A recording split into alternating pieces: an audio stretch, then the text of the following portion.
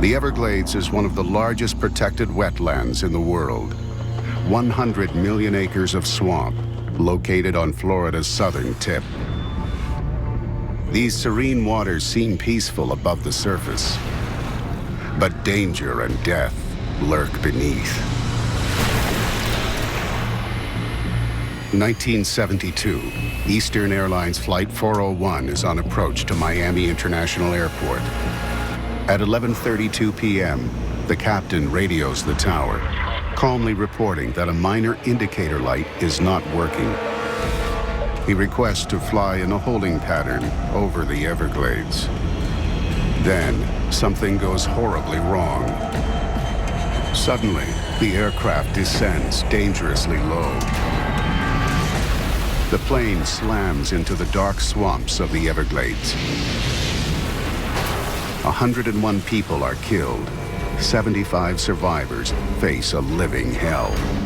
James Dunn was a manager at Eastern Airlines, on duty the night of the crash. They were knee-deep in mud and water. And, people were still in their chairs, strapped in. Some of them upside down, they're drowned. The passengers that managed to free themselves are trapped, surrounded by alligators and poisonous snakes, with the risk of a deadly explosion at any moment. When the stewardess yelled out, "Don't anybody light a cigarette lighter," because there was fuel from the plane all over the ground, they would have just went up in a big ball of flame. The area of the Everglades is so remote, it takes over an hour for rescuers to reach the crash site. They were on their own until the first airboat that came in. When the airboat responders arrive, they find Captain Bob Loft critically injured. The impact was so great, for doing 200 miles an hour, the belt severed through his body. When they found him, he was still alive. Captain Loft dies within minutes.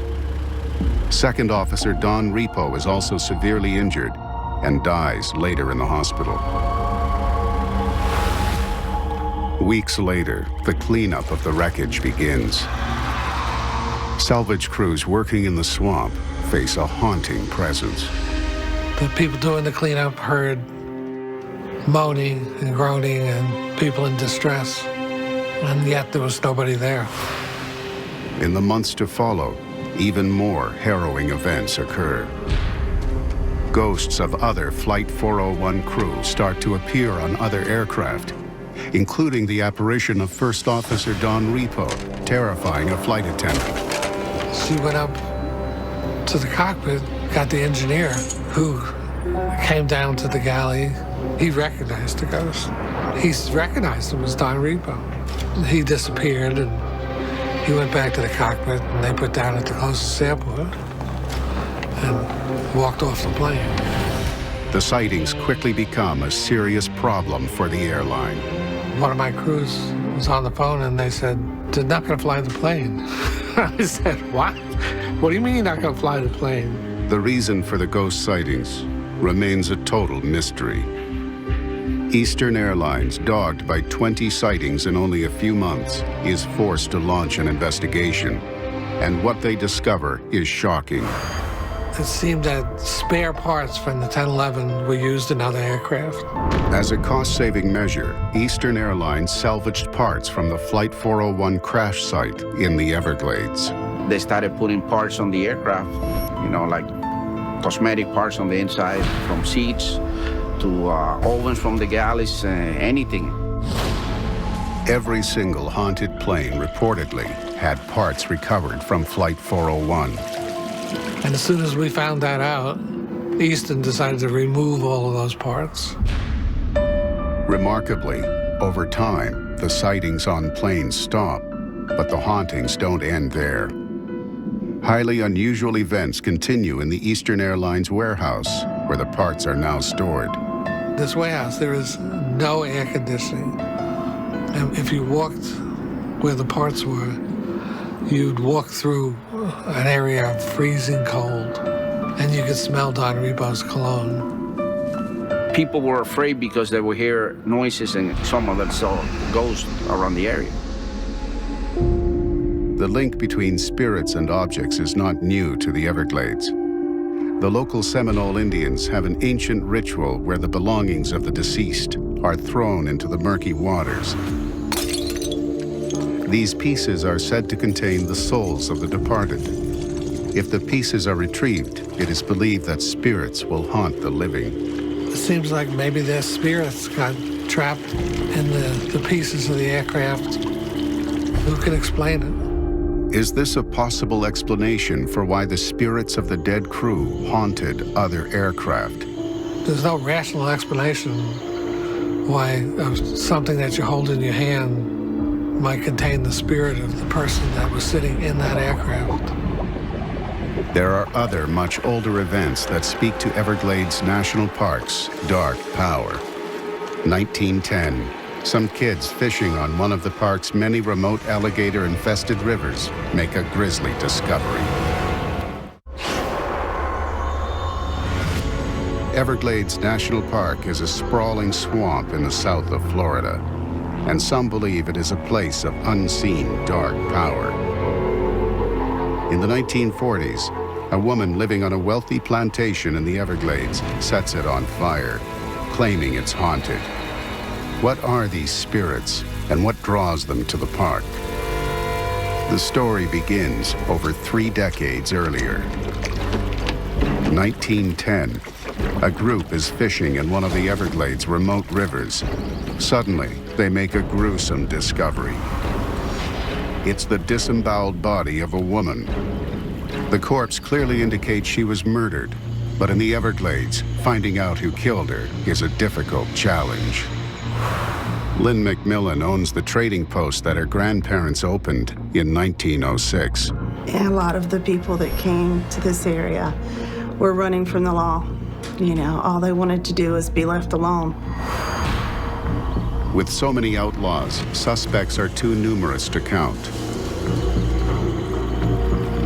Locals identify the mangled body. The victim is an employee of a wealthy sugarcane plantation owner named Edgar Watson. The Everglades residents are furious. They demand justice. People tended to mind their own business down here, and until that happened, they didn't care what happened down there. But whenever you start killing locals, that's whenever they decided they had to put a stop to it. There are no clues. The only real link is Watson, who has a solid reputation with the other residents of the Everglades. He came here to the store to trade because this was the only place to get any supplies that you would need out here in the middle of nowhere. He had a lot of friends that were here on the island. Despite his popularity, people sometimes notice that Watson has a dark side. My grandmother said that when he came, he always had a dark overcoat. He always kept his back to the wall. And he told her one time that he didn't go looking for trouble, but whenever it found him, he took care of it. Days after the discovery, a posse of locals decide to pay Watson a visit. Watson lives on a plantation located on a remote island. It's a long, dark voyage through the deadly swamp. Yes? Ma'am, we're looking for Edgar Watson. I'm sorry, he's not here. When they arrive, Watson and his family are not home. They walk around his sprawling property and notice several areas where the ground has been disturbed. Over here. Curious, the men begin to dig. Look at this, sir. Look what we found. Human remains of dozens of bodies are found throughout Watson's 35-acre property. There was quite a few bodies. I've heard that there's as many as 40. When confronted by the sheriff, Watson denies being the murderer, but says he knows who the killer is. They said that Leslie Cox the credit for doing it, and that was his foreman. So they told him that you brought him down here and it's your responsibility to take care of it because it was a lawless area. So he went back down to the Watson place and supposedly he shot Cox and Cox fell overboard. A week later, Watson returns to the trading post. He had the first motorboat in the area, and so you could hear it popping. So it gave the islanders a warning that he was coming. So they met here on the dock and waited for him. I need to talk to you about a man named Cox. He told them that he got rid of the problem, that he shot Cox, but he didn't have any proof, and they weren't happy with that. And so they questioned his integrity, and he didn't take that, lightly. So he pulled his gun.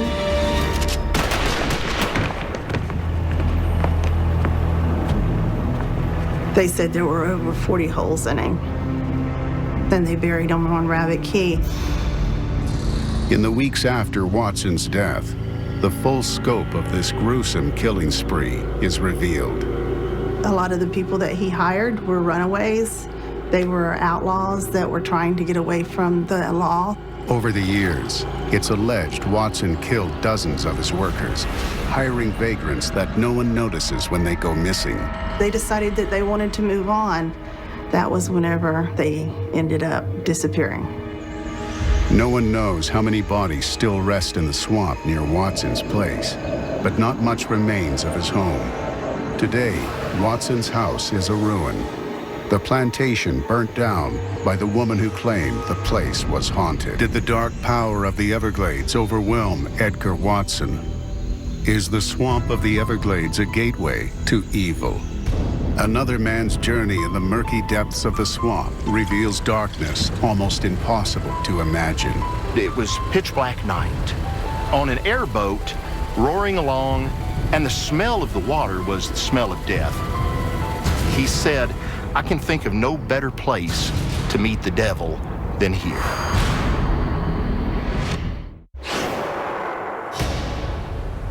Everglades National Park is a vast, formidable natural wonder, designated a World Heritage Site.